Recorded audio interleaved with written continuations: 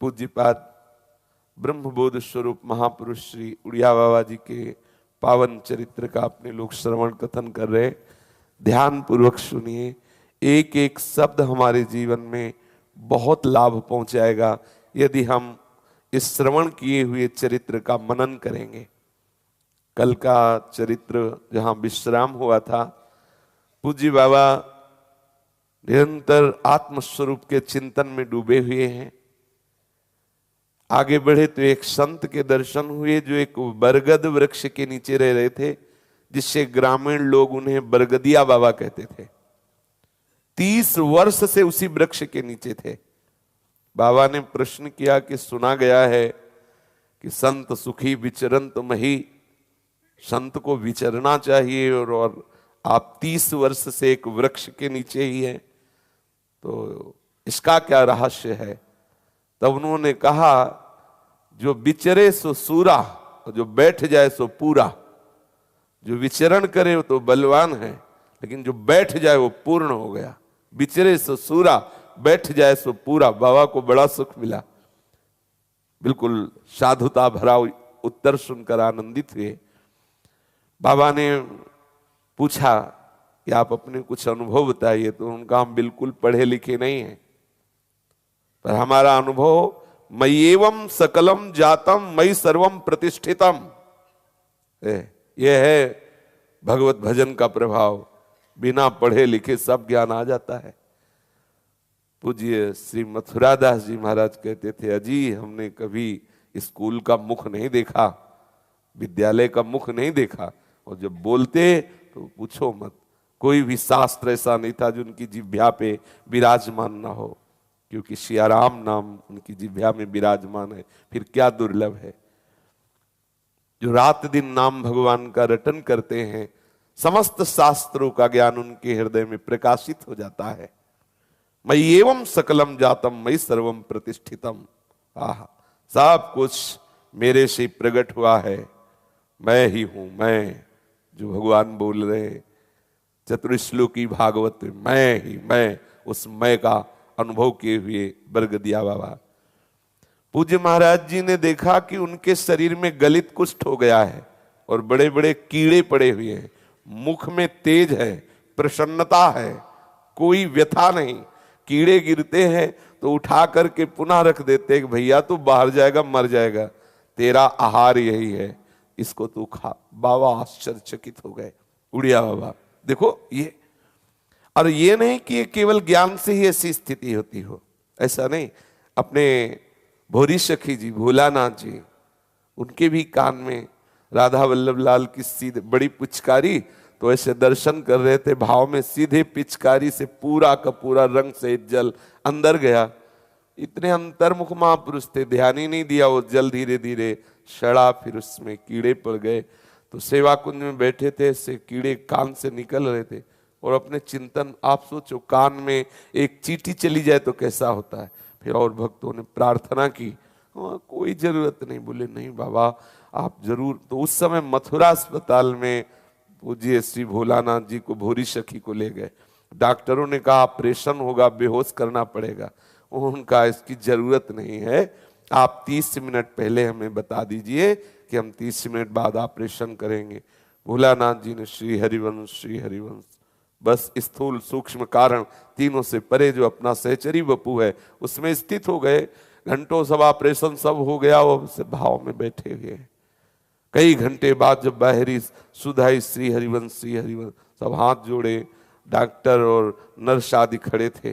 बाबा आश्चर्य है, कहाँ थे अभी तक? बोले तुम्हारा काम हो गया। बोले उठ के चल दिए। ऐसा नहीं कि कल जो चर्चा हो रही थी कि चाहे कोई भी मार्ग हो, पांचों भूले देह सुधि, देह शुद्ध भूले बिना आप किसी भी रस का अनुभव नहीं कर सकते। चाहे आप इस प्रेम मार्ग के पथिक हो, चाहे ज्ञान मार्ग, शरीर से संबंध मिटाना अत्यंत अनिवार्य है, अत्यंत अनिवार्य है। बाबा उनकी धैर्य की स्थिति देखकर प्रसन्नता में डूबे हुए मस्ती से आगे बढ़े। एक जगह योग वासिष्ठ का प्रवचन कर रहे थे एक विद्वान, बहुत ही विद्वतापूर्ण। बाबा अवधूत वृत्ति से पीछे बैठ गए, सुनने लगे। बहुत सुंदर निरूपण कर रहे थे बाबा। एक जो प्रवचन हो गया तो एकांत में मिले और कहा कि क्या आपको आत्मबोध हो गया है? तो उन्होंने कहा, आप सन्यासी हैं, महापुरुष हैं, आपसे हम झूठ तो बोलेंगे नहीं, मुझे आत्मबोध नहीं हुआ। बाबा आश्चर्य माने कि आत्मबोध नहीं है, लेकिन आत्मबोध की पूरी बातें करते हो, क्यों नहीं करते? तो बोले, बच्चों का पालन करें कि आत्मबोध करें। अर्थात हम ये प्रवचन करके केवल धन और अपने परिवार का पोषण। बाबा ने आका, आश्चर्य है देवी माया, आश्चर्य है। मार्ग का पूरा पता है लेकिन लक्ष्य पे पहुंचने की इच्छा ही नहीं है। आश्चर्य की बात है कि शास्त्रों का पूरा प्रवचन है, सब शास्त्रों का ज्ञान है, लेकिन अंतर में हम अपने वो जो चाबी मिली शास्त्र ज्ञान की, उससे हम अपने हृदय की तिजोरी को नहीं खोल रहे, जहां माल ही माल भरा है, बाहर भीख मांगते डोल रहे हैं। विचार करो, बाहर हम विषय सुख की आकांक्षा से भटक रहे हैं, इस विषय से सुख मिलेगा, इस विषय से, और महासुख स्वरूप अंदर है, स्वयं तू है सुख राशि, चेतन अमल सहज सुख राशि। कैसी विस्मृति के गर्त में हम पड़े और हम शास्त्र ज्ञानी कहे जाते हैं, हम प्रवचनकर्ता कहे जाते हैं, हम दूसरों को उपदेश देते हैं। सावधान, आप लौटिए, अपने अंतःपुर में आइए, देखिए आपके कितना धन है, आप कितने धनी, आप कितने सुखी। आप लौटिए, अपने आपे में आइए। बाहर नहीं मिलने वाला कुछ। अंदर घर में चाबी खोई है, बाहर पूरे जीवन खोजते रहो, नहीं मिलेगा। लौटो, आपके आनंद की कुंजी आपके हृदय में है, लौटिए वापस। आप लौटिए, अर्थात अंतर्मुख होइए, ये बहिर्मुखता का त्याग कीजिए। गो गोचर जहां लग मन जाई, सो सब माया जानो भाई। लौटिए, अपने स्वरूप की तरफ आइए। चाहे आप सखा भाव के हो, सहचरी भाव के हो, गोपी भाव के हो या आत्म भाव के हो, किसी भी भाव के लिए अंतर्मुक्ता में आइए, शरीर राग को मिटाइए। बाबा ऐसी बरगदिया बाबा की निष्ठा देख करके बहुत आनंदित हुए। आगे बढ़े, आगे सुनने को मिला कि एक बहुत बड़े महात्मा चतुराश्रम स्वामी जी महाराज हैं, गंगा किनारे एक से एक महापुरुष। बड़े सौभाग्य हैं कि हमें संतों की अनुभूतियां सुनने को मिलती हैं। वो 3 वर्ष से भ्रमण बंद कर दिए थे और एक स्थान पर रह रहे थे। बाबा उनके पास गए तो देखा कि सिद्धांत और संयम की मूर्ति है वो। शास्त्र सिद्ध साधुता उसी के हृदय में प्रकाशित होगी। तस्मात् शास्त्रम प्रमाणम ते कार्याकार्यो व्यवस्थित हो। यदि आप शास्त्र की आज्ञा को उल्लंघन करते हैं तो दंभ है, पाखंड है, नाटक है, सत्य मार्ग आप नहीं पा सकते। तस्मात् शास्त्रम प्रमाणम ते, शास्त्र प्रमाण के अनुसार चलिए। सिद्धांत और संयम से आप अपने स्वरूप की तरफ लौटेंगे। सिद्धांत छोड़ दिया, संयम छोड़ दिया तो बहिर्मुख होकर विषयासक्त रहेंगे, नाटक होता रहेगा। साधुता का अभिनय भी तो बहुत जोर से किया जाता है। जब कोई नाटक होता है, अगर उसमें किसी को साधु का अभिनय करना होता है तो पूरा वो अभिनय करता है। अभिनय करने से वो साधु थोड़ी हो गया। साधुता का स्वभाव, साधुता की स्थिति, अपने स्वरूप में स्थित होना, अपने आराध्य देव में तन्मय होना। बाबा ने देखा कि श्री चतुराश्रम स्वामी जी शास्त्र के सिद्धांत के अनुसार है और संयम की मूर्ति है। बाबा उनके चरणों के समीप बैठे और पूछा कि आप कुछ अपना अनुभव बताइए।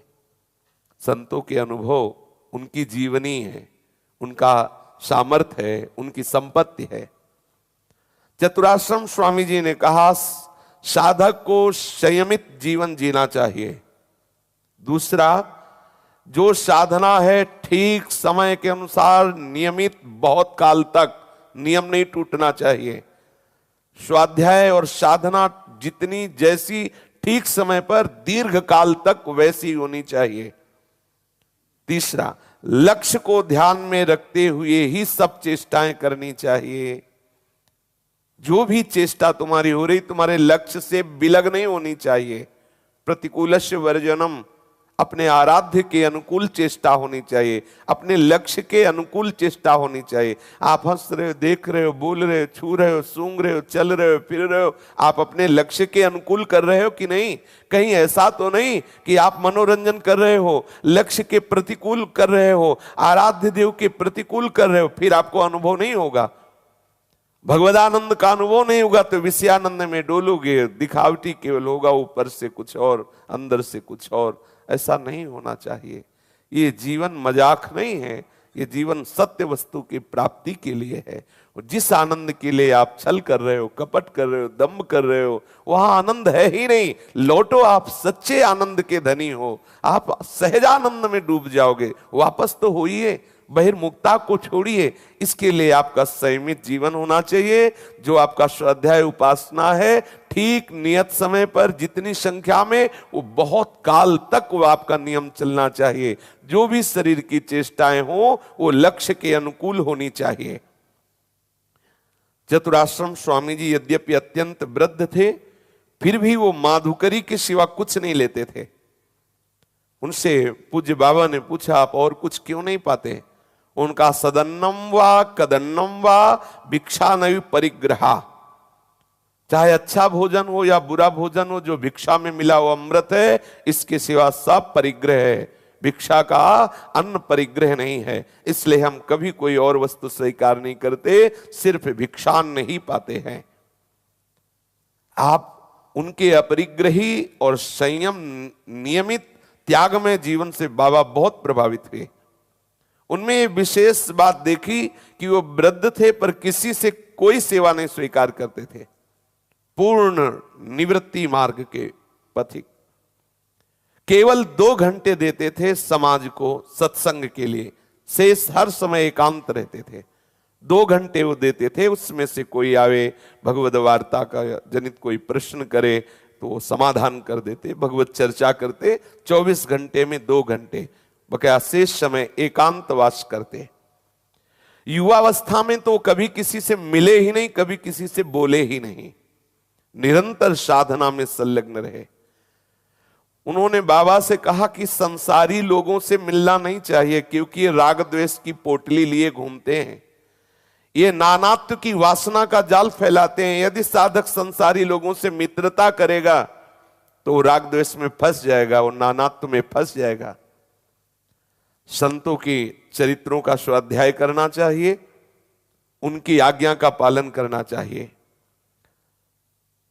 परम कल्याण स्वरूप का पर्दा हटाने का कार्य संत जन ही करते हैं, इसलिए उनके चरित्र पढ़ो, उनके वचनों को ध्यान पूर्वक सुनो और उसका मनन करो और आचरण में उतारो, तो पर्दा हट जाएगा और आत्मदेव प्रभु का साक्षात्कार हो जाएगा। महान सौंदर्य, महान लावण्य से युक्त हमारे प्रीतम विराजमान हैं, लौटो, उनका साक्षात्कार करो। जीवन को दुख से आनंद की तरफ ले जाओ, अंधकार से प्रकाश की तरफ ले चलो, भय से निर्भयता की तरफ चलो, अहंकार को ठीक ठिकाने पर लगा दो। अभी अहंकार गलत लगा हुआ है, विद्या बुद्धि देह रूप यौवन आदि आदि। अहंकार को ठीक ठिकाने पे लगा दो, अविनाशी रस में डूब जाओगे। ये बनावटी सौंदर्य में मत फंसो, बनावटी सुख में मत फंसो। चिदानंद सुख में ही तुम्हारी स्थिति है, चिदानंद सुख में ही तुम तृप्ति का अनुभव करोगे, बनावटी में नहीं। यह जगत सब मायाकृत बनावटी है, लौटो।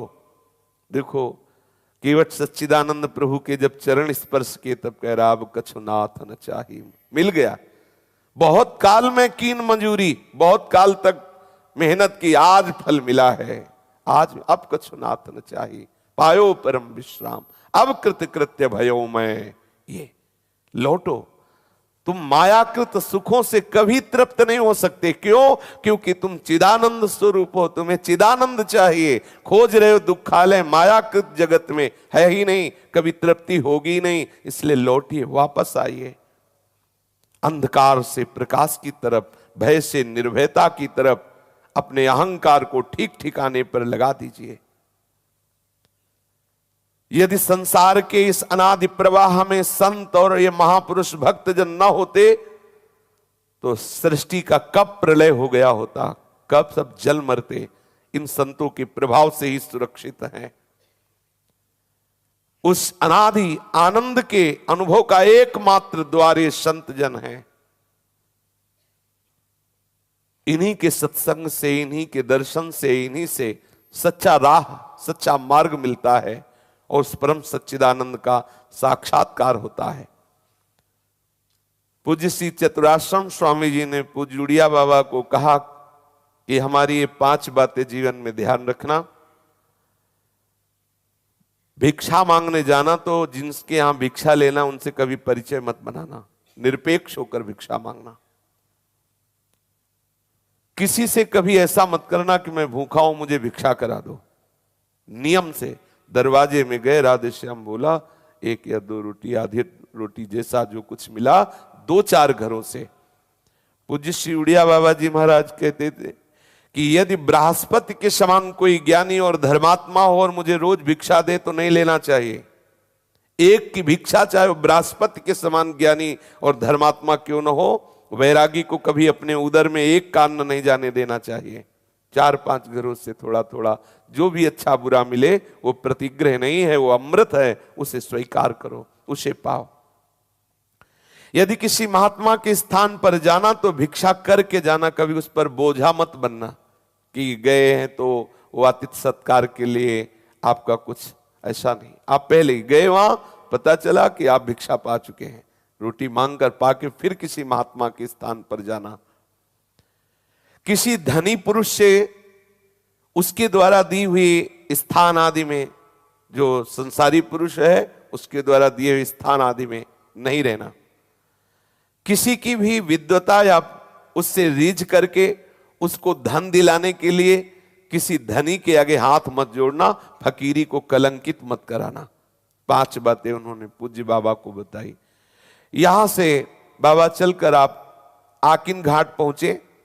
आपके जीवन में असंगता अर्थात पूर्ण वैराग्य, कहीं व्यवहार की कोई गुंजाइश ही नहीं, एकांत प्रियता, असंग पुरुष में दृष्टि स्थिर होती जा रही थी।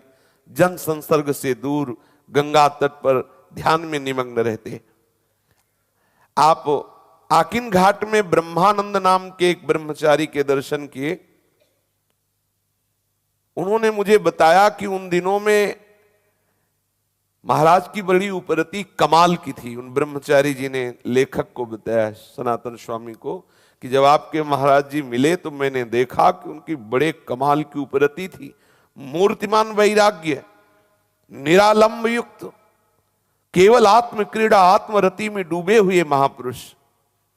ब्रह्मचारी जी ने जब सुना कि गंगा तट पर एक महापुरुष ध्यानस्थ बैठे हुए हैं तो अपने शिष्यों को भेजा कि दर्शन करके आओ, क्योंकि वो सब महान साधक थे। देखते ही उन्होंने कहा ये तो बहुत ही ऊंची कोटि के महात्मा है। तो ब्रह्मचारी जी ने कहा इनकी सेवा करनी चाहिए, कैसे बुलाएं, स्वतः तो वो आएंगे नहीं, क्या किया जाए, प्रार्थना करेंगे तो इतनी उपरति में है, उस नशे में है वैराग्य संगता कि वो आएंगे नहीं। एक युक्ति सोची। उन्होंने अपने शिष्यों से कहा कि जाकर के महाराज जी से कहो कि एक ब्रह्मानंद नाम के ब्रह्मचारी हैं और वो पंगु हैं, वो आपके दर्शन करना चाहते हैं, चल के तो आ नहीं सकते हैं, कि आप ऐसी कृपा करेंगे कि उनको दर्शन देंगे। ऐसा ही किया। सब साधक ब्रह्मचारी जन गए और बाबा का जब ध्यान खुला तब उन्होंने प्रार्थना की कि महाराज जी थोड़ी दूर पर आश्रम है, वो एक ब्रह्मानंद नाम के ब्रह्मचारी जी हैं और वो पंगु हैं, चल नहीं सकते, पर आपके दर्शन की विकलता है कि आप दर्शन देंगे। बाबा बड़े कृपाल थे, तुरंत लौकी का कमंडल रखते उठे, चलो, चल दिए। जब वहां आए पूछा कौन है ब्रह्मानंद ब्रह्मचारी, तो साष्टांग प्रणाम के हाथ जोड़ के खड़े हो गए। बाबा ने कहा तुम तो स्वस्थ हो, लंगड़े या पंगु तो हो नहीं, फिर साधु होकर के तुम झूठ कैसे बोले, झूठ कैसे बोले। ब्रह्मचारी जी ने कहा कि आपने देखा नहीं मैं पंगु हूं। बोले कैसे तुम पंगु हो। ब्रह्मचारी जी ने कहा योजनान परम याति सर्वथा पंगुरेव सह, जो एक दिन में 1 योजन से अधिक नहीं चलता, वो भिक्षु पंगु माना जाता है। तो हम तो आश्रम में ही रहते हैं, कहीं जाते हैं नहीं, तो पंगु हुए कि ना हुए। उड़िया बाबा हंस दिए। 1 योजन का मतलब 4 कोस, मतलब 4 12 किलोमीटर कम से कम रोज चलना चाहिए। अगर ऐसा नहीं चलते तो पंगु कहे जाते हैं, वो वैरागी पंगु माना जाता है। तो अपने लोगों के लिए तो बढ़िया चांस है, एक वृंदावन की परिक्रमा लगा लो, हो गया। श्री उड़िया बाबा जी हंस दिए और बोले साधु शाही उत्तर दिया। मतलब साधु शाही उत्तर मतलब शास्त्र प्रमाणित दिया, नहीं तो डांट लगाते, तुम झूठ कैसे बोल दिए कि तुम पंग हो। तो ब्रह्मचारी जी चरणों में हाथ जोड़ के खड़े, बड़ा आनंद रस का प्रवाह चला। महाराज जी जब मुस्कुराते तो अमृत बरसता, क्योंकि ब्रह्मानंद से छके हुए महापुरुष। और प्रार्थना की ब्रह्मचारी जी ने कि आप एकांत में खुले मैदान में हर समय रहते हैं, मेरी ऐसी भावना है कि आप कुछ दिन आश्रम में रहें और सेवा स्वीकार करें। आप उनका प्रेम देखकर, उनकी दैन्यता, उनका अनुनय विनय देख करके कुछ दिन वहां रहना स्वीकार कर लिया। एक फूस की अलग कुटी थी, उसी में ठहर गए। नित्य प्रति योग वासिष्ठ का वहां प्रवचन होता था। संसारेव दुःखानां सीमान्त इति कथ्यते, तन्मध्ये पतितो देहि सुखमासाद्यते कथम। संसार दुख की सीमा है और इस संसार रूपी दुख समुद्र में ये शरीर एक दुख की तरंग है, और इस तरंग को पकड़कर तुम सुखी होना चाहते हो, कैसे सुखी हो सकते हो। भागो, संसार से राग रहित हो, शरीर से राग रहित हो।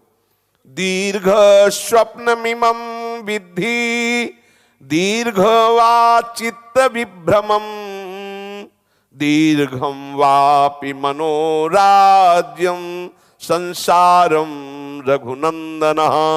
हे श्री राम, वशिष्ठ जी कह रहे हैं ये संसार कुछ नहीं, बहुत पुराना स्वप्न जैसा है, ये चित्त का भ्रम है, ये केवल मनोराज्य मात्र है, सत्य नहीं है। इसलिए इससे चित्त हटाओ, इससे मन हटाओ और जगो, इस स्वप्न का अंत कर दो, एकमात्र अपने स्वरूप में स्थित हो जाओ। परम सत्य, बार बार वही संसार का दृश्य, वही चिंतन, वही भोग वासना, वही जीने की इच्छा, वही मरने का भय। कितना भ्रम है, कितना भ्रम है। ऊपर उठा जाए इससे। बहुत सुंदर समय है। सब शास्त्र, किसी भी मार्ग के शास्त्रों को पढ़ के देखो, शरीर और संसार के राग का बिना नाश हुए आप आगे नहीं बढ़ सकते हो। जे भी ये श्लोक बाबा ने सुने तो जैसे कोई आग में और घी डाल दे, तो थोड़ा जो कुटिया में रहना स्वीकार के एकदम फिर आग उपरती की लगी, सुनते ही फिर और सावधानी पे और सावधानी। जैसे कभी महापुरुषों से कोई भगवत चर्चा करे तो वो बार बार कहते हैं मैं तुम्हारा बहुत कृतज्ञता पूर्वक वंदना करता हूं, तुमने हमारे इष्ट की याद दिला दी। ऐसा तो क्या वो ये विस्मरण किए हुए थे क्या? नहीं, और नवम नवम सुख मिलता है। जो ही ये श्लोक सुने वैराग और उपरति बढ़ने लगी। परात्पर शुद्ध परम तत्व में, आनंदमय में, आनंद विहार में हृदय की वृत्ति। वहां कोई भी साधक किसी भी तरह से विषय सेवन नहीं करता। साफ माधुकरी मांग करके पाना, शास्त्र चर्चा और एकांत में स्वरूप अनुसंधान में ध्यानस्थ रहना, भजन परायण रहना। वहां यह शिक्षा दी जाती थी कोई भी मान अपमान में ना फंसे। चाहे मान हो चाहे अपमान हो, उधर दृष्टि ही मत दो। चाहे जितना कोई बड़ा अत्याचारी हो, तुम्हारे प्रति अत्याचार कर रहा हो, तुम उसे श्राप मत देना, दंड मत देना, क्षमा करो, तभी आप अपने स्वरूप में पहुंचोगे। यदृच्छा लाभ में संतुष्ट रहो, किसी भी द्वंद्व से परास्त मत होना। सर्दी गर्मी, मान अपमान, निंदा स्तुति सबको सहो। देखो आप परिपक्व उपासक हो जाओगे यदि ऐसा करोगे। जो स्वयं वरण करता है दुख को, वो इस दुख पर विजय प्राप्त कर लेता है। अर्थात स्वयं सुख सुविधाओं का त्याग करके सच्चिदानंद तत्व के लिए, भगवान ने श्रीमद् भागवत में वर्णन किया है, जो मेरे लिए प्राप्त भोगों का भी त्याग कर देता है वो मेरे परम सुख को प्राप्त होता है। दूरादपास्य सृजनान सुखमर्थ कोटिम सर्वे सुसाधन वरिष्ठ चिरम निराशा, तो वर्षंत में सहजाद्भुत सौख्य धाराम, श्रीमद राधा सुधा निधि। जो पारिवारिक सुख का, अर्थ के द्वारा प्राप्त सुख का, साधना के द्वारा प्राप्त सुख का त्याग कर देता है, वो लाडली जी के महाप्रेम रस वर्षा में डूब जाता है। ब्रह्मचारी जी के यहां ये महान साधनात्मक वातावरण से बहुत प्रसन्न हुए पूज्यपाद सिउड़िया बाबा जी, और फिर वहां से आगे बढ़े। आप निर्द्वंद निस्पंद योग द्वारा आत्माराम में लवलीन होते हुए वहां से चले। 7 मील आगे चले तो एक परम वैष्णव संत का आश्रम था। वो आश्रम ऐसा दूर से ही सजा हुआ था, लता पता, बड़े बड़े वृक्ष और छोटे छोटे फूलों की सुहावनी वनस्थली। बाबा को देखकर बड़ा आनंद हुआ। मालूम होता था मानो युगल सरकार का वन विहार हो रहा हो, मानो लखन लाल जी ने स्वयं अपने हाथ से उस वाटिका को तैयार किया हो श्री सियाराम जी के सुख के लिए। एक विशाल पीपल का वृक्ष था, उसमें सुंदर वेदी बनी हुई थी। वहां आप जे भी पहुंचे तो आनंद विभोर होते हुए एक वैष्णव नाचते हुए रोते हुए बाबा के चरणों में लौटने लगे। बाबा आश्चर्यचकित, एक तो आश्रम की वो सुंदरता देख करके बाबा आश्चर्यचकित, और दूसरे ये कि वैष्णव ने देह ही देखा बाबा को नाचने लगे, रोने लगे, चरणों में लौट गए। रोमांच अश्रुपात सारे प्रेम के विकार बाबा उन वैष्णव जी में देख रहे, और वो वैष्णव बार बार रोते हुए कह रहे, अहो भाग्य, महत कृपा, महत कृपा। बाबा आश्चर्यचकित हो रहे। बाबा बार उनको उठाया, बार बार चेतना ला रहे। वो काफी देर में सजग हुए, स्वस्थ हुए।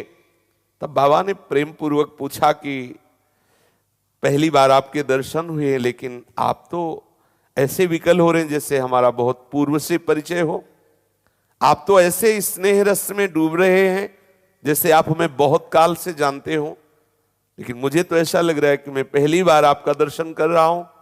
अगर कोई आपकी एकांतिक संकोच वाली बात ना हो तो आप बताने की कृपा करें। सैकड़ों महात्मा विचरते हैं, फिर आप ऐसी विचित्रता प्रेम की कैसे, क्या आपका परिचय है हमसे? तब वैष्णव संत रोते हुए बोले, महाराज आज ब्रह्म मुहूर्त में मैं ध्यान में बैठा हुआ था तो मैंने देखा कि प्रिया प्रीतम श्री सियाराम जी चित्रकूट में वनस्थली में भ्रमण कर रहे। मैं चित्रकूट में हूं और वहां देखा कि वनस्थली में सियाराम जी भ्रमण कर रहे हैं, वन विहार कर रहे हैं। रघुनाथ जी वहां की लता पुष्प और फलों के रस व चित्र गुण व चित्र का विवेचन सियाजू को समझा। देखो ये अमुक फल है, ये अमुक पुष्प है, ये मीठा होता है, इसमें ये सौरभ होता है, ऐसे ऐसे वर्णन कर रहे हैं चित्रकूट की वनस्थली का दर्शन सियाजी को करा के।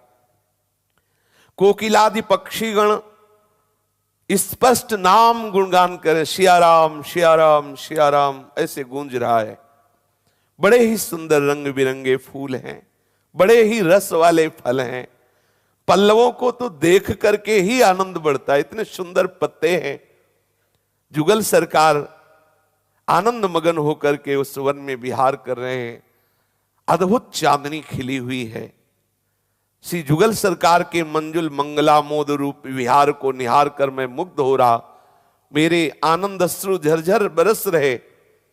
विहरण करते हुए युगल सरकार करुणा वरुणालय मेरे आराध्य देव आए और कहा कि देख आज तेरे बड़े भाग्य खुलने वाले हैं। मैंने कहा मेरे तो भाग्य खुल गए हैं क्योंकि आपका दर्शन हो रहा है। बोले नहीं, मेरे दर्शनों से भी अधिक महत्वशाली दर्शन होने वाला है तेरे को। मुझे आश्चर्य हुआ, मैंने ये सुनकर कहा कि हे प्रभु, मेरे हृदय में तो आपके सिवा और कोई महत्व है ही नहीं। ये महत्ता, ये विशेषता आप जो बोल रहे हैं कि मेरे से भी बढ़कर दर्शन होंगे, हे दीनानाथ, हे दीन बंधु, हे मेरे प्राणाराध्य, ये बात आपकी मेरे समझ में नहीं आ रही। तब उन्होंने बताया कि मेरे से अधिक बढ़कर मेरे में तन्मयता को प्राप्त किए हुए भक्त जन होते हैं। वे तो साक्षात तन्मयता की मूर्ति, अभेद भक्त। जो ज्ञानी है वो अभेद भक्त है, और जो प्रेमी है वो भेद भक्त है। दोनों प्रभु के ही तो जन है। ब्रह्मवेत्ता मेरे से भी अधिक पूजनीय है। आज आत्माराम महापुरुष तुम्हारी कुटिया में पधारेंगे और उनके दर्शन से तुम्हें बहुत आनंद प्राप्त होगा। ऐसा कहते ही चित्रकूट की वनस्थली और युगल सरकार वो लीलांतर ध्यान हो गई। तो सुबह से मैं रोता हुआ इंतजार कर रहा था। जे भी आपको देखा, अंदर सियाराम जी ने कहा यही है जिनके लिए मैंने स्वप्न में आदेश किया, ध्यान में आदेश किया। तो अहो भाग्य मेरे, आज आपके दर्शन हो गए। महाराज जी उनकी बात सुनकर आश्चर्यचकित हो गए। सोचने लगे आनंद कंद भगवान कितना प्यार करते हैं, आगे से आगे कैसे सूचना पहुंचाते चले जा रहे हैं। श्री रघुनाथ जी की अत्यंत दुलार भरी इस चेष्टा से उड़िया बाबा बहुत हृदय में द्रवित हुए। कोई भी ऐसा नहीं जो इनके प्यार से बच जाए। ज्ञानियों की शिरोमणि जनक जी राम जी को देखते ही विकल हो गए थे। कैसा प्रभु प्यार करते हैं, उड़िया बाबा बार बार हृदय में विचार कर रहे हैं। कैसी उनकी दैवी शक्ति आगे से आगे व्यवस्था कर रही है। योगक्षेमम वहाम्यहम का साक्षात्कार बाबा को हो रहा है। ज्ञानी त्वात्मयी में मतम, यानी साक्षात मेरी आत्मा है। वो आत्मा से बढ़कर किसी से प्यार नहीं होता। ये बाबा देख रहे हैं कि प्रभु मुझे कितना प्यार कर रहे हैं। वैष्णव की सेवा स्वीकार की। क्या सेवा? सूखे सत्तू वो बाबा को पवाए। बाबा कह रहे थे कि सत्तू में जो स्वाद मिल रहा था पूछो मत, क्योंकि प्रेम से डूबे हुए वैष्णव, ये दैन्यता और प्रेम से वो वस्तु का स्वाद महान हो जाता है। और अहंकार और प्रेम शून्य से चाहे जितनी महान वस्तु हो, वो स्वाद रहित हो जाती, बेकार हो जाती है। फिर उन वैष्णव से आज्ञा लेकर के आप आगे बढ़े। श्रृंगी रामपुर में श्री कुक्कू बाबू के स्थान पर पहुंचे। आपने सुन रखा था यहाँ एक बहुत बड़े महापुरुष अजाति भिक्षु स्वामी शिवानंद जी महाराज रहते हैं। वे एक बहुत ही दिव्य कोटि के महापुरुष। उनका शरीर सुगठित विशाल पहलवान जैसा। वो इंदौर महाराज के दरबार के पहले पहलवान थे, वहां से वैराग्य हुआ तो बहुत वैराग्यवान होकर भजन किए, जिससे उनकी ऐसी स्थिति हुई। तो उनका आज भी ऐसा प्रभाव था, वो जहां बैठ जाते थे वहीं बादाम मिश्री काजू का ढेर लग जाता था। संतों का एक अपना प्रभाव होता है। बड़ी अद्वैत निष्ठा के वो प्रेमी महात्मा थे। बाबा उनके पास गए दर्शन करने के लिए, तो उन्होंने कहा लोकानुवर्तनम त्यक्त्वा त्यक्ता देहानुवर्तनम शास्त्रानुवर्तनम त्यक्त्वा स्वाध्यासापनयम कुरु। लोक देह शास्त्र का अनुवर्तन छोड़ो और अपने स्वरूप में स्थित हो जाओ, निवृत्त हो जाओ सबसे, शरीर से, संसार से, सबसे निवृत्त होकर अपने स्वरूप में स्थित हो जाओ। परम निवृत्ति का उन्होंने उपदेश किया। रात्रि में उनके साथ आपका सत्संग हुआ। आपने कहा कि निर्विकल्प समाधि के बिना ज्ञान निष्ठा सुदृढ़ परिपाक नहीं होती, किंतु दावे के साथ कहता हूं कि यदि ब्रह्म बोध हो जाए तो निर्विकल्प समाधि की भी आवश्यकता नहीं, हर समय उस समाधि में ही रहता है। पर ऐसा अनुभव हो जाए। अजाति भिक्षु कोई भी भिक्षा दे दे, उस पर यह नहीं देखना किस जाति का है, बस उतने से ही निर्वाह करना और निरंतर भजन में डूबे रहना। स्वामी शिवानंद जी ने आपसे कहा कि असंग रहना, जीवन में कभी किसी से ममता ना होने पावे, सावधान रहना। निरंतर अध्यात्म चिंतन में रहना, अध्यात्म नित्या विनिवृत्त कामा। जित संग दोषा, किसी से ममता ना होने पावे। ध्यान रखना भगवान की माया अघटन घटना पटी ऐसी है, बड़े बड़े ज्ञानी ध्यानी मानी को भी फंसाने में देर नहीं लगती, इसलिए सावधान रहना। मनीराम की सलाह पर कभी विश्वास मत करना। मन को कभी खाली मत रहने देना, ये बड़ा शैतान है, खाली होगा पटक देगा। हर समय भगवत चिंतन, आत्म चिंतन, शास्त्र चिंतन, इष्ट चिंतन। एक क्षण खाली रहना भी महापाप है, ऐसा शिवानंद जी ने पूज्य बाबा को उपदेश किया।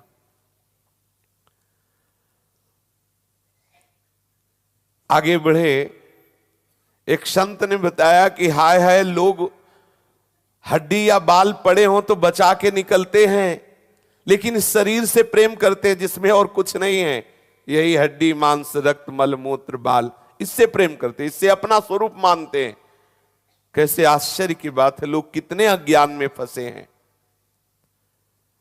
महाराज जी ने पहले ही निश्चय कर लिया था कि मैं अपने जीवन को ऐसा बनाऊंगा कि चाहे जितनी सुंदरी स्त्रियां हों उनके समीप रहने पर भी हमारे अंदर कोई विकार ना आवे, चाहे जितना सुंदर भोग स्वादिष्ट दिखाई दे रहा हो, मेरी रसेंद्री कभी लालायित ना हो, कभी शरीर का कोई द्वंद्व हमें परास्त न करे। मैं इस शरीर के साथ मुर्दे जैसा व्यवहार करूंगा, कभी इसको अपना स्वरूप नहीं मानूंगा।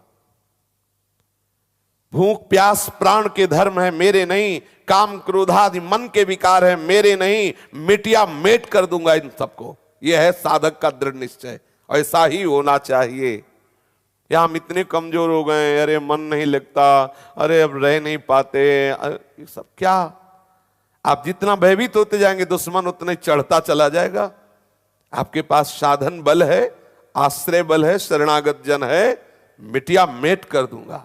मरना तो है ही ना, जीते जी मार दो तो महात्मा हो जाओगे, बस अंतर इतना ही। मरा तो है ही, मरेगा तो है ही। कितनी बार मर चुके हो, नई बात थोड़ी होने की आप पहली बार मरेंगे, बहुत बार मर चुके हैं। प्रतिक्षण मरी तो रहा है शरीर, आप जान नहीं रहे। एक बार हिम्मत करो और निकलो इस विषय दलदल से, देखो आप आनंद के समुद्र में डूबेंगे। पर यह निश्चय दृढ़ होना चाहिए। आज दृढ़ निश्चय करो और एक सप्ताह के अंदर जिस दृढ़ निश्चय में आप चलोगे उसी का प्रश्न आ जाएगा। आप देख लो, करके देख लो।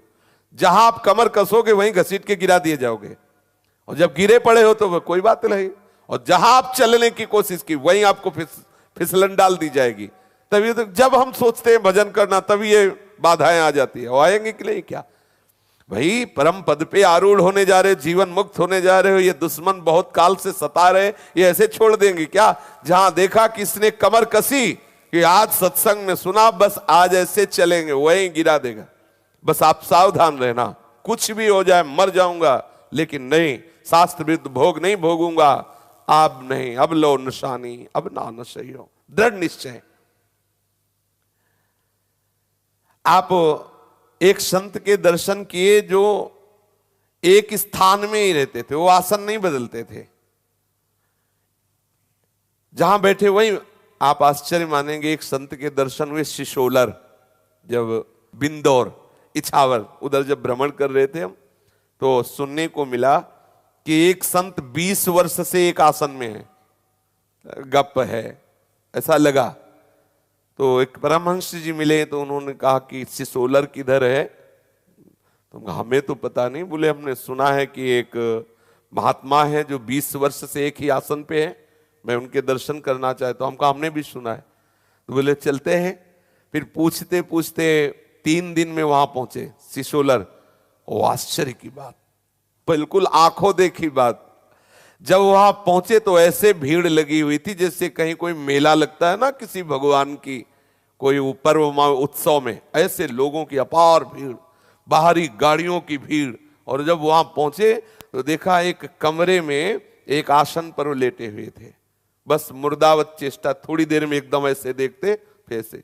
और उनकी पूजा ऐसे हो रही थी जैसे देवी देवताओं की नहीं होती, गांव में लोग करते हैं, बलिहारी जाओ गुड़ और घी मुंह में लगा रहे, जल ऐसे नहीं करते, ठीक ऐसे पूजा हो। कुत्ता आया सबके बीच से, पेड़ा खा के उनके मुंह से ऐसे चला गया। कोई मतलब बिल्कुल फ्री, कोई शासन नहीं, तुम चढ़ाओ दूसरा उठा ले गया, कोई मतलब नहीं था। और वो एक घर में थे। उस प्रसंग वहां बताया लोगों ने कि एक सिद्ध रोटी राम बाबा उनके गुरु भाई थे। तो रोटी राम, इंदिरा गांधी उनके दर्शन करने गई थी, तो रोटी राम बाबा को अंतिम लीला बड़ी विचित्र हुई थी। उनके भक्तजन बैठे थे, उनसे कहा कि तुम लोग जाओ, हमारे जाने का समय आ गया। तो वो 9 बजे रात्रि में गुफा में जाते थे। तो उनके सेवकों को लगा गुफा में जाने के लिए कह रहे। और जब गुफा में गए, सुबह जब प्रायः गुफा के बाहर मिलते थे लेकिन नहीं मिले, तो अंदर गए तो देखा तो इतनी उनकी ये गर्दन की इतनी चिरैया जिसे कहते हैं उसे कोई काट दिया था। ऐसे महापुरुष को पता नहीं क्या लीला, जैसे पूज्यपाद महाराज को गड़ा, ये बड़ी विचित्र लीला है। और वो भिक्षा करने गए थे, वो उनके गुरु भाई थे रोटी राम बाबा के, सिसुलर वाले महाराज जी। तो वो भिक्षा करने जो उन्हें बताया कि महाराज को ऐसा, तो उनका ऐसा सत संसार, बस लेट गए। 20 वर्ष से लेटे थे, वैसे ही लेटे थे, ना कभी शौच ना कभी यही आश्चर्य सुन के तो गए थे, देख ले अपने लोग, ना कभी, आपको भी विश्वास नहीं होगा, हमें भी नहीं हुआ था, उन परमहंस जी को भी नहीं था। वो रास्ते में ये 3 दिन लगे थे वहां पहुंचने, वो रास्ते में यही कहते थे, जब उनके मुख में पानी जा रहा है, भोजन जा रहा है, तो शरीर धर्म है, लघु शंका होगी, शौच होगी। ऐसा कैसे हो सकता है? ये मान सकते हैं कि कुछ दिन के लिए योगी अपने योग बल से शौच लघु शंका आदि रोक सकता है, लेकिन 20 साल से, और वहां जाने पर बिल्कुल ऐसा ही सा कोई संशय नहीं रह गया। वो पहुंचे हुए महापुरुष थे परमहंस जी जो साथ गए, उनका बिल्कुल पक्का यही स्थिति है। बोले मुझे कोई संशय नहीं, इनकी स्थिति देख के, ज्ञान की ऐसी भूमिका पे है, ये सब कुछ सामर्थ्य युक्त है। ऐसे दर्शन हुए महापुरुष के। तो ये कोई आश्चर्य की बात नहीं है, बड़ी दिव्य भूमिकाएं भगवत मार्ग में होती महापुरुषों की। आप बाबा ने एक संत के दर्शन किए जो प्रायः एक ही स्थान पर रहते थे, आसन नहीं बदलते थे, पलक नहीं झपकती थी, बिल्कुल बालवत सरल मूर्ति। उपरति का परिपाक स्वरूप देखकर बाबा आश्चर्यचकित हो गए कि ऐसे ही महापुरुष के दर्शन की तो हमारी इच्छा थी कि जिसमें ऐसे निर्विकल्प समाधि के, ऐसी बोध अवस्था के साक्षात दर्शन हो जाए। आप बहुत निश्चिंत हुए, बहुत आनंद हुआ, ओहो साक्षात मूर्तिमान ब्रह्मानंद का दर्शन हो गया। एक ही आसन पे रहना, पलक बिल्कुल झपकना नहीं, बिल्कुल सहज सरल ब्रह्मानंद, मतलब मूर्तिमान ब्रह्मानंद, कोई भी शरीर धर्म नहीं। आश्चर्य की बात है, ना आसन बदलना, ना पलक झपकना, सरल मूर्ति, स्वाभाविक, ऐसे मतलब जैसे मूर्ति विराजमान। कितने आश्चर्य की बातें हैं। जीते जी साक्षात चिदानंद स्वरूप, देह भी हो गया, नहीं तो मलमूत्र त्याग करना। कभी किस वहां सिसोलर के आसपास जो साधक जन मिले, उनसे भी पूछा गया कि कभी रात्रि में तो सौ, बोले यहां रात्रि दिन भीड़ें लगी रहती है, प्रकाश रहता है, रात दिन भीड़, 1 मिनट भी कभी बाबा खाली नहीं रहते, और भीड़, और कोई इनका निजी सेवक नहीं वहां कि भाई ये बात प्रचार प्रसार की जा रही, कोई सेवक नहीं। जब कुत्ता चढ़ कर, अगर पेड़ा ऐसे, गांव की महिलाएं बलिहारी जाओ, थोड़ा जल डाले, थोड़ा पेड़ा दे, तो कुत्ता आसपास थे, वो दौड़ के चढ़ जाते, पेड़ा खाते चले जाते, कोई रोक नहीं, कोई टोक नहीं। किसी ने 1100 रुपये चढ़ाए, वो दूसरा उठा के ले गया, कोई मतलब नहीं। ऐसा था भगवत प्राप्त महापुरुषों की बड़ी विचित्र लीला, इसलिए जानना बड़ा कठिन है। आप उन महापुरुष के दर्शन करके बड़े आनंदित हुए। फिर गंगा जी के उस पार 2.5 घाट है, जहां विरक्त संतों का समागम, काफी दिन वहां भी रहने को मिला। गंगा किनारे 2.5 घाट है, फतेहगढ़ फर्रुखाबाद के आगे। बड़े बड़े बीतराग महापुरुष उस समय जब हम भ्रमण कर रहे थे, उस समय भी थे वहां। विरक्तों के शिरोमौर महापुरुष जन त्याग मूर्ति वहां सब विराजमान थे। उनमें सर्वश्रेष्ठ श्री स्वामी आत्मानंद जी महाराज से पूज्य बाबा का मिलन हुआ। वो बड़े शांत मूर्ति, सदैव स्वरूप में मस्त रहते थे। जब कोई प्रश्न करता तो बहुत कम शब्दों में उत्तर दे देते। यदि विरक्त और वैराग्यवान, मतलब भगवत मार्ग का पथिक है, तो ही उत्तर देते। यदि देखते केवल ये विषयी प्रश्न करता है तो मौन रहते, कुछ नहीं बोलते। अपने जीवन में विरक्ति, निवृत्ति, उपरति, इस पर वो बहुत जोर देते थे। आपका कथन था कि भगवान से राग और संसार से वैराग्य, यही साधु का जीवन का सार है। जीवन का सार संसार से वैराग्य और भगवान से राग। जैसे सुसुप्ति अवस्था में रहता है, ऐसा साधु जागृत अवस्था में रहे। सुसुप्ति अवस्था में, गाढ़ निद्रा में जैसे सोया हुआ है, ऐसे ही संकल्प विकल्प रहित एकमात्र प्रभु में स्थित, उसे तुरीय अवस्था कहते हैं। महाराज आत्मानंद जी ने कहा, धन का त्याग तो सरल है, परंतु एकांत में स्त्री प्राप्त हो जाए और उसका त्याग होना अत्यंत कठिन, इसलिए साधक सावधान रहे। स्त्री साधक पुरुष शरीर के आकर्षण से, पुरुष शरीर साधक स्त्री शरीर के आकर्षण से, और किसी भी शरीर के कामासक्त आकर्षण से सावधान रहे। स्त्रीणाम निरीक्षण स्पर्श संलाप क्षवेलनादिकम प्राणिनो मिथुनी भूता न गृहस्थो गस्त्रयस्त्यजेत। कह रहे थे कि साधक जो वैराग्यवान है वो सदा सावधान रहे, कभी किसी भी तरह से स्त्रियों का दर्शन, स्त्रियों से संभाषण, स्त्रियों के साथ खेलना, ये सब ना करे। यदि गृहस्थ है तो एक पत्नी व्रत संयम से रहकर भगवत आराधन में लगे। दोनों के लिए सावधानी यह है कि किसी भी जीव को मैथुन धर्म से युक्त ना देखे। अगर एक बार दृष्टि चली जाए तो हटा लेना चाहिए किसी भी जीव को। महाराज सौभरी एक मछली को ही इसी मैथुन धर्म से युक्त देख करके विचलित हो गए थे। शास्त्र आज्ञा करता है, संत जन आज्ञा करते, कोई जीव मैथुन धर्म से युक्त हो, एक बार अचानक दृष्टि चली गई, सावधान, दोबारा मत देखो। स्वामी आत्मानंद जी महाराज ने पूज्यपाद श्री उड़िया बाबा को ये आज्ञा करी। मांस का विकार है ये शरीर, मांस का लोथड़ा पड़ा रहने दो, इससे प्यार मत करो। कानों से कम सुनो, वाणी से कम बोलो, ज्यादा सुनो मत, ज्यादा बोलो मत। शरीर के साक्षी रहो, शरीर मत बनो।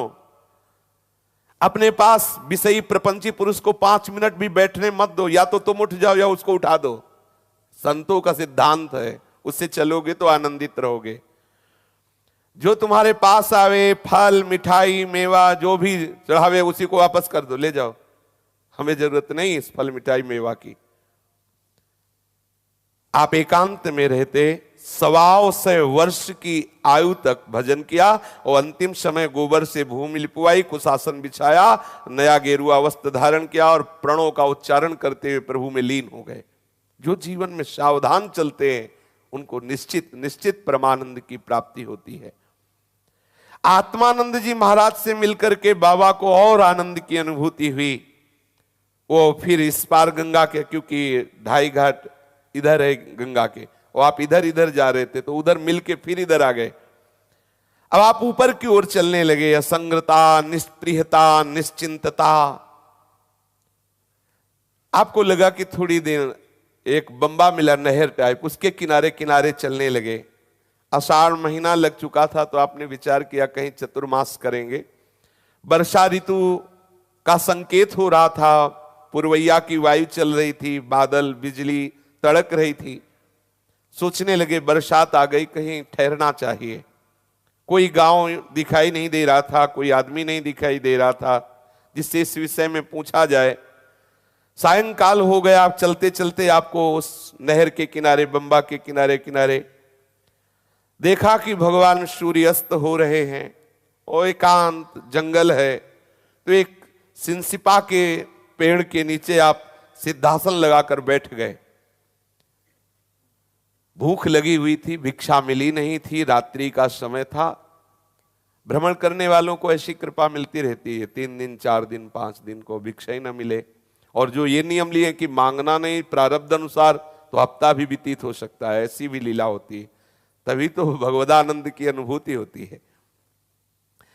अब वैश्वानर अग्नि प्रज्वलित थी, आहुति देने के लिए कुछ भिक्षा मिली नहीं, सिद्धासन लगाकर बैठ गए और मन को समझाया कि आज भूख को ही पालो, तुम्हारे प्रारब्ध में नहीं है, और अपने साक्षी स्वरूप में स्थित है। रात्रि थोड़ा व्यतीत हुई, धीरे से चंद्रमा का प्रकाश आया, निशाकरनाथ उदय हुए, संपूर्ण उस जंगल में प्रकाश छा गया। तो अभी बाबा की दृष्टि गई, प्रकाश में एक हल्का सा सांवला और एक गोरा, 2 बालक खेलते हुए बाबा के पास आ गए। घोर जंगल है, बाबा एक वृक्ष के नीचे बैठे और बाबा के सामने आके ऐसे खड़े होके ग्रीवा झुका के हंस रहे। बाबा बार बार देख रहे। आज तक किसी सौंदर्य ने बाबा के नेत्र नहीं चुराए थे। मतलब बाबा को अच्छा ले ले, जो शब्द स्पर्श रूप रस गंध विजयी है उसको कोई रूप आकर्षित कर ले। बाबा को बार बार देखना अच्छा लगा तो बार बार सोच रहे कि ऐसा क्यों लग रहा है कि मैं इनको देखूं, और बार बार हंस रहे, मुस्कुरा रहे हैं बच्चे। वो उनके सौंदर्य को देखकर बाबा का हृदय कुछ कुछ द्रवित होने लगा। अब बाबा बार बार देख रहे हो, छिटक चांदनी और जंगल और 2 बालक बंद बंद मुस्कुरा, बाबा का हृदय चुरा लिया। बाबा का हंसते हैं, बाबा की तरफ देख रहे हैं, बाबा का ध्यान छूट गया, बस उन्हीं बच्चों को देख रहे हैं। फिर बाबा से पूछा, ए बाबा रोटी खाओगे? बाबा ने सोचा रात्रि के समय रोटी। बाबा ने कहा हाँ बेटा, पर तुम कहां से आए हो, तुम्हारा घर कहाँ है, तुम किस जाति के हो? क्योंकि उस समय तक बाबा ब्राह्मण की भिक्षा लेते थे, संन्यास धर्म में ऐसा आदेश होता है। बस यहीं से बाबा मुक्त हो गए थे इस नियम से भी। हंसते हुए झूमते हुए उन्होंने कहा बस पास में ही गांव है, वहीं से आए हैं और माहेश्वरी बनिया हैं हम, पाओगे रोटी हमारे हाथ की? बोले अरे बेटा, तुम रात्रि में दोनों यहां घूम रहे हो, मुझे तो बड़ा आश्चर्य हो रहा है। बाबा हम तो जंगलों में घूमते हैं, हमें कोई डर नहीं है, तुम हमारी चिंता मत करो, बताओ हमारे हाथ की रोटी पाओगे? बाबा ने कहा तुम कहां से लाओगे रोटी? बोले मेरी मैया ने मोटी मोटी बना के रखी, तुम कहो अभी दौड़ के लाए। बड़ा चित्त आकर्षण, ऐसा तो ब्रह्मानंद में भी सुख नहीं मिल रहा था जैसा इन बालकों से सुख मिल रहा है। बाबा ने विचार किया कि किस लोक के बालक हैं, इतना आकर्षण, क्योंकि उनकी सुंदरता, उनके दिव्याति दिव्य हंसी, उनकी वो बातें बाबा के चित्त को चुरा। देखो अपने लोग विषयी जीव, अपने चित्त को तो कोई भी चुरा सकता है, ब्रह्मानंद में छके। आपने पीछे देखा, कल की चर्चा में था कि श्री श्याम सुंदर की जब लीलाएं प्रकट हुई तब बाबा ने कहा कि रुको लाला अभी नहीं। क्यों अभी नहीं? क्योंकि जैसे सोया हुआ पुरुष जगे ना, कोई स्वप्न देखा हो तो जितना जगने का अंतराय होगा उतना ही स्वप्न झूठा लगेगा। तुरंत जान तो गया झूठा है, लेकिन उसका प्रभाव रहता है। जैसे हम जान गए कि कोई भयावह स्वप्न हुआ, जग गए, जाना कि स्वप्न है लेकिन फिर भी भय लगता है, जाना कि ये झूठा है फिर भी उसका प्रभाव। तो ऐसे ही आत्मानंद का ज्ञान हो गया, संसार ब्रह्म है ऐसा पता चल गया, लेकिन पहले ध्यान के द्वारा, अभ्यास के द्वारा दृढ़ होने दो, फिर लाला तुम्हारी लीलाओं को देखेंगे। कल की चर्चा में ऐसा, आज लाला अंतर से लीला नहीं, बाहर से। अब बाहर वाला इतना जोर का आकर्षण कि बाबा बार बार सोच रहे थे कि इतना आकर्षण किस लोक में ऐसे हैं बालक जो मेरे को आकर्षित कर सके। तभी तो विश्वामित्र जी से जनक जी पूछते, इन्हीं विलोकत अति अनुरागा और बरबस ब्रह्म सुख ही मन त्यागा। ब्रह्म सुख का मन त्याग कर इनके रूप में आसक्त हो रहा है। थोड़ी ही देर हुई कि मोटी मोटी पकी हुई रोटियां और केले का साक लेकर के आ गए वो बालक। आपने आज तक ब्राह्मणों के अतिरिक्त किसी अन्य वर्ण से भिक्षा नहीं ली थी, परंतु उन बालकों का ऐसा प्रभाव कि यंत्रवत बाबा बिल्कुल मंत्र मुग्ध थे। और रोटी ली और गाना प्रारंभ किया। विधि निषेध श्रृंखला का भंजन स्वयं प्रभु कर रहे हैं। अब वो कब हंसते हुए खेलते हुए बालक चले गए, बाबा को सुध ही नहीं रही, इतना वो चिंतन में डूब गए और वो बालक चले गए। आप एक एक कवल में अपार सुख का अनुभव कर रहे हैं, रोटी में बड़ा आनंद, मीठी बोली, तिरछी चितवन, बालवत चपलता और रसमयी रोटी। ब्रह्मानंद भूल गया बाबा का। बाबा उसी में डूबे। बाबा बार बार विचार करके संभलना चाहते लेकिन नहीं संभल पाए। फिर बाबा के आंखों में आंसू बहने लगे। ये काम की बात ये है कि ऐसे हृदय को भी रोने के लिए विवश कर दिया। ये है हमारे ठाकुर की ठकुरई कि बड़े बड़े ब्रह्मानंद में छके हुए महापुरुषों को भी रुला दिया। ऐसा बाबा को पता नहीं चलता आंसू क्यों गिर रहे हैं, विकलता। अभी रात 2 ही घड़ी बीती थी। आप बार बार ध्यान लगाने की कोशिश करते पर वो आत्मानंद में ध्यान नहीं लगता, वो 2 बालकों का ध्यान हो रहा है। वही मुस्कान, वही चंचल चितवन, वही तोतली बानी, वही ललित चितवन मानस पटल पर बार बार नृत्य कर रही थी। आप भीतर ही भीतर जैसे आनंद में डूबना चाहते वैसे ही नेत्रों में आंसू छलछला रहे हैं, बार बार आंसू। पूरी रात बाबा को रोते व्यतीत हो गए। यह है सर्वाश्चर्यमय। ठाकुर की सच्ची विजय ये है, ऐसे ब्रह्म ज्ञानियों को भी रुला दे ऐसा। अभी ललित त्रिभंगी रूप में नहीं है, बालक रूप में आए हैं। चाहे कोई कितने भी ज्ञान की बातें करे, जब ये हमारा नटवर नागर जो है ना अपना रूप प्रकाशित करता है तो सुखदेव जैसे परमहंस भी चिल्ला पड़ते हैं, रो पड़ते हैं, भाग पड़ते हैं इसके पीछे। हमारी किशोरी जी ऐसी है कि ऐसे को मूर्छित कर देती है, ऐसे ठाकुर को भी। ऐसे अपने वृंदावन उपासक है। गर्व करो अपने लाडली के चरणारविंद की महती कृपा पर कि कहां हमें सीधे जोड़ा वृंदावन धाम। आए कहां बाबा, वृंदावन तो लौट के आए। कितना हम ब्रह्मास्मि रटो, आगे बढ़ो, आला यही पड़ेगा। इसी रज का जितने भी बड़े बड़े महापुरुष, श्री सुखदेव जी किसकी लीला गान कर रहे हैं? वृंदावन की महिमा, वृंदावन के ठाकुर की। ये आत्मानंद में छके हुए श्री सनकादि क्या बोल रहे हैं? हरिशरणम हरिशरणम, इसी लीला का गायन कर रहे। बाबा आश्चर्य मान रहे थे कि बाबा को खुद पता नहीं था कि नेत्रों से आंसू क्यों बह रहे हैं। ये काम की बात बहुत जोर की बात है। हमें बहुत अच्छा लगा, ऐसे ऐसे महापुरुष को रुला दिया ना, अच्छा लगा। कह रहे थे कि लाला तेरी लीलाओं, लाला ने अभी रोटी ही खिलाई और कहीं माखन मिश्री खिला देते तो बाबा आगे की यात्रा बंद करके सीधे वृंदावन आ जाते। बहुत लीला विहारी ठाकुर। आपका चित्त चुरा लिया, भावोद्रेक से दोनों आंखों से गंगा यमुना की तरह प्रेमाश्रु धारा बह रही।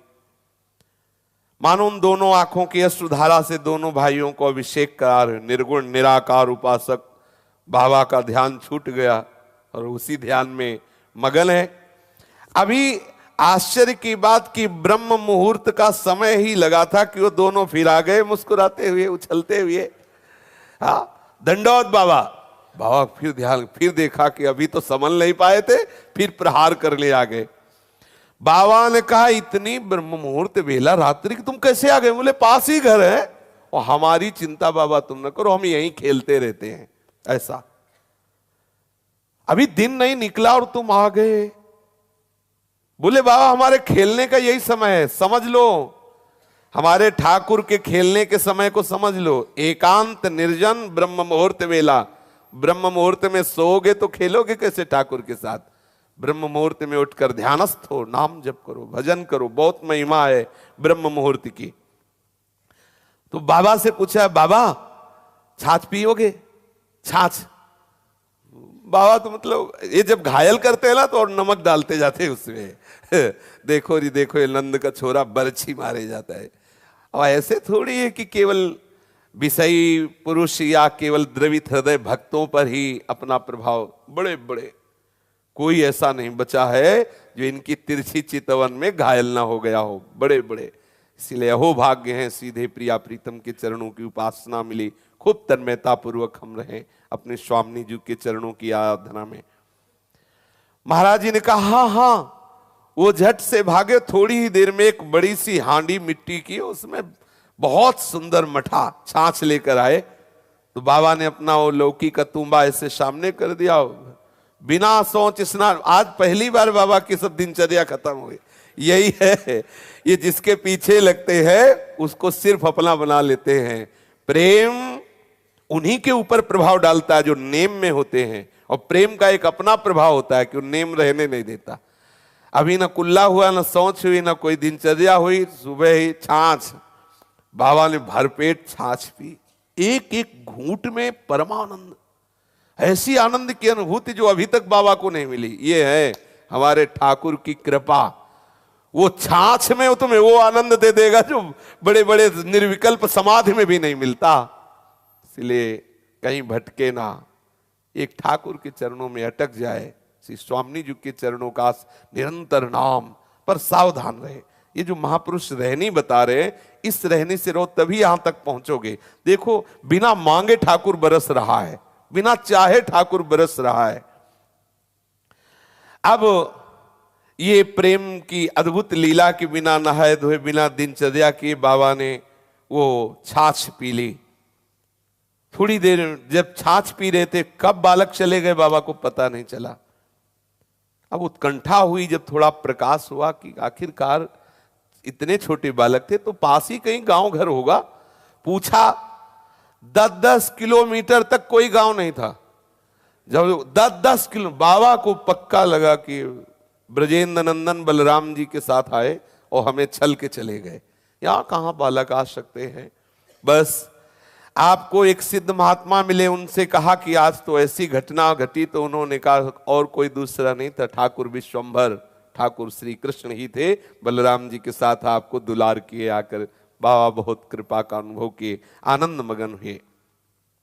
अब पग पग पर बाबा को दिव्यता की अनुभूति। देखो कल की चर्चा में था वामदेव, वशिष्ठ जी, सुखदेव जी, ये बड़े बड़े हंस, परम हंस महापुरुष जन आकर के बाबा को दर्शन दे रहे हैं। देखो स्वयं ठाकुर जी उनके साथ लीला कर रहे हैं। नियम से चलो, संयम से चलो, किसी भी मार्ग के पथिक को, सबके गुरु हमारे प्रभु हैं।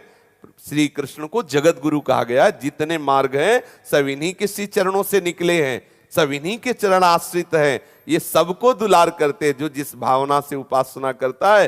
हाँ, प्रभु ने कहा ये था माम प्रपद्यन्ते तास तथैव भजाम्यहम्, जो मुझे जैसे भजता है मैं उसको वैसे ही प्यार करता हूं। बाबा आनंद में मगन होकर बोल रहे थे, खुदा खाना बदोसों की करे खुद कार सामानी, नई मंजिल नया बिस्तर नया दाना नया पाली। बड़े मगन होकर बोल रहे थे कि अपने बंदों की ठाकुर कैसे सेवा करता है, आगे से आगे व्यवस्था किए रहता है। बड़ी मस्ती से आप आगे बढ़ रहे थे। करोड़ों ग्रंथों का सार यही है। श्लोकार्धेन प्रवक्ष्यामि यदुक्तम ग्रंथ कोटिभिः ब्रह्म सत्यम जगन मिथ्या जीवो ब्रह्मैव नापरः। बाबा कहते थे करोड़ों ग्रंथों का सार बताया गया है कि एकमात्र प्रभु सत्य है, ब्रह्म सत्य है, संपूर्ण जगत मिथ्या है। फंसो मत, बढ़ो आगे। जो आनंद चाहोगे, जैसा आनंद चाहोगे प्रभु देने के लिए तैयार है। इस विषयानंद से, इस झूठे आनंद से, संसार से ऊपर उठो। सब शास्त्रों का सार यही है। वृत्ति के द्वारा दृश्य का परित्याग कर दो। जो आप बार बार अंदर से संसार को सोचते हो इसे छोड़ो, सोचना छोड़ो, देखना तो बात अंदर से। बोले वृत्ते दृश्य परित्यागो मुख्यार्थ इति कथ्यते गौड़ार्थः कर्म संन्यासः श्रुते रंगतया मतः। आपकी वृत्ति जो भागती रहती है किसी व्यक्ति, किसी वस्तु, किसी स्थान, अंदर देखिए आपकी एक एक वृत्ति भागती रहती है। आप उस वृत्ति को संभालिए। मुरारी पादार्पित चित्त वृत्ति। ये संसार का चिंतन छोड़िए, तभी आप आनंद में होंगे। और बड़ा मुश्किल पड़ता है, वो छूटता नहीं है, ये सब बातें वो करते जो भजन नहीं करते। आप भजन करके देखो, नाम जप करके देखो, भगवत लीला में डूबो, देखो कितना आनंद मिलता है। नाम जप करोगे तो बलवान बनोगे। बाहरी बातों को छोड़ो, बाहरी चिंतन को छोड़ो। पूज्य बाबा गंगा के किनारे मस्ती से चले हुए एक बाबा को पद याद था, उस पद को बाबा गाते हुए जा रहे हैं। जिन खान पान नहीं भावे है, नहीं कोमल वसन सुहावे है, सब विषय भोग तिन खारा है, हरि आशिक का मग न्यारा है। जिन खान पान नहीं भावे है, नहीं कोमल वसन सुहावे है, सब विषय भोग तिन खारा है, हरि आशिक का मन न्यारा है। तिनके तनु कृश हो जाते हैं, मुख कंज सदा बिकसाते हैं, तिन चीर बसन तनु धारा है, हरि आशिक का मग न्यारा है। के तनुर्कस हो जाते हैं, मुख कंज सदा बिकसाते हैं, तिन चीर वसन तनु धारा है, हरि आशिक का मग न्यारा है।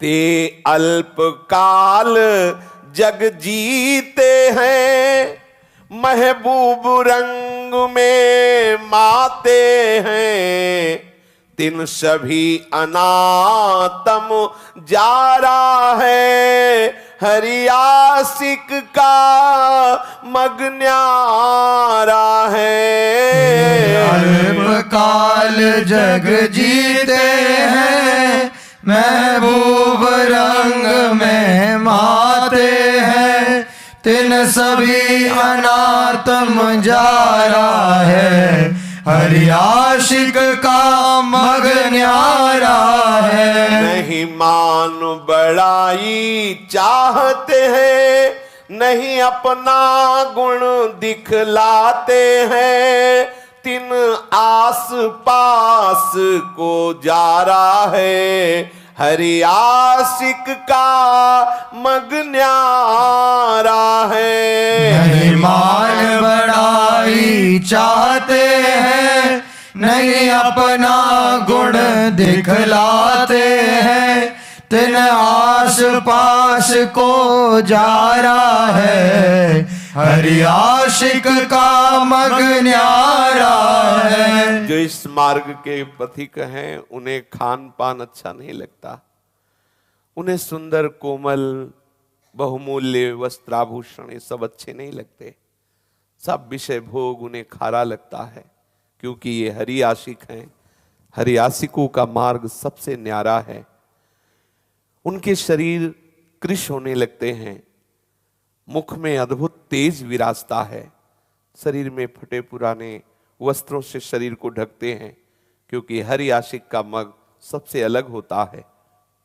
वे अल्पकाल में ही संसार पर विजय प्राप्त कर लेते हैं, क्योंकि महबूब के रंग में माते रहते हैं, प्रीतम के चिंतन में वो डूबे रहते हैं। उन्होंने सभी असत्य भावनाओं को जारा अर्थात भस्म कर दिया है, क्योंकि हरि के मार्ग में चलने वाले प्यारों का मार्ग अलग होता है। वो कभी मान बढ़ाई नहीं चाहते, वो कभी अपना गुण प्रदर्शन नहीं करते जिससे उनकी बड़ाई वाहवाही हो। समस्त आशा की फांस को वो नष्ट कर चुके हैं, क्योंकि हरि के आशिकों का मार्ग अलग होता है। जब राम स्नेही पाते हैं, तिन अपना हाल सुनाते हैं, तिन लोगों से चुप धारा है, हरि आशिक का मग न्यारा है। जब राम स्नेही पाते हैं, तिन अपना हाल सुनाते हैं, तिन लोगों से चुप धारा है, हरि आशिक का मग न्यारा है। जब कोई भगवत प्रेमी महात्मा मिलता है तो अपने दिल की बात उनसे करते हैं, अन्य सब लोगों से चुप रहते हैं, क्योंकि भगवत प्रेमियों का मार्ग सबसे अलग होता है। तिन सब से नाता तोड़ा है, विष विषयों से मन मोड़ा है, एक अपना प्रिय उर्धारा है, हरि आशिक का मग न्यारा है। तिन सबसे नाता तोड़ा है, विष विषयों से मन मोड़ा है, एक अपना प्रिय उर्धारा है, हरि आशिक का मग न्यारा है। ये भगवत आशिक जन किसी से अपना संबंध नहीं रखते, संपूर्ण विषयों के विष के समान मन से ऐसा त्याग कर देते हैं। भोगने की तो बात जाने दो, मन से त्याग कर देते हैं। एकमात्र अपने प्रीतम को हृदय में बार बार चिंतन करते हुए दुलार करते हैं, क्योंकि हरि प्रेमियों का मार्ग सबसे अलग है। अपने चित्त को जोड़े हुए हैं, वे वेद के विधि निषेध की भी परवाह नहीं करते, क्योंकि हरि के प्रेमियों का मार्ग ही कुछ अलग होता है। शेष चर्चा आगे। श्री राधा वल्लभ